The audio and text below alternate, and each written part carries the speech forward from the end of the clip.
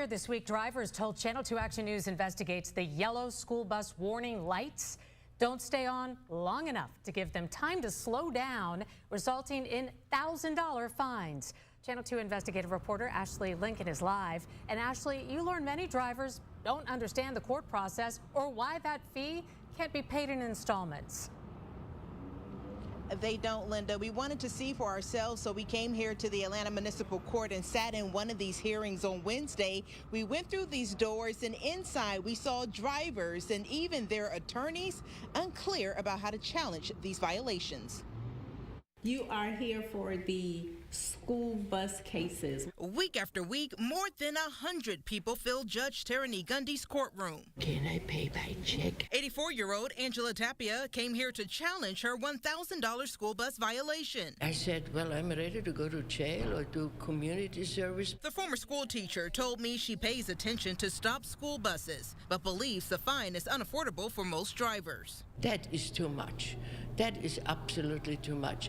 Gundy says most drivers don't understand these are civil cases. With a criminal case, you're able to go on probation, but because it's a civil case, we don't have those options. The options they do have: accept liability and pay the $1,000 fine or contest it in a hearing like this one. David Wells did just that, telling the court he was fined for a vehicle he doesn't own. I was kind of surprised and shocked, and I knew I did not own a Toyota. His case was dismissed. Despite the mix-up, he supports the tougher penalties, but says the technology needs to be more accurate. His family member went to school with Adeline Pierce, the 8-year-old whose death spurred the approval of Addie's Law, which raised the fine for passing a stop bus from $250 to $1,000.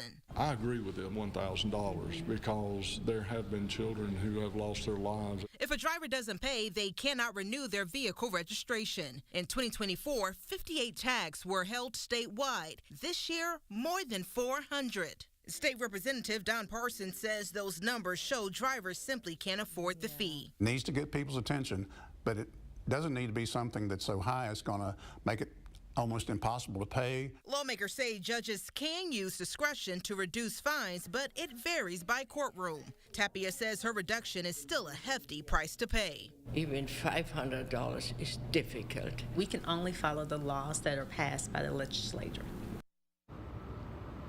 And again, because this is a civil judgment, drivers won't face jail time again if they don't pay. Tags like this one will be revoked. Now, in the meantime, Parsons has proposed two bills, one setting this law back on a tiered payment system, and another one will give judges more authority and more discretion in setting fines regarding these school bus violation penalties. Reporting live in downtown, Ashli Lincoln, Channel 2 Action News. And Ashley, this is a conversation happening in communities right now around the state. Thank you.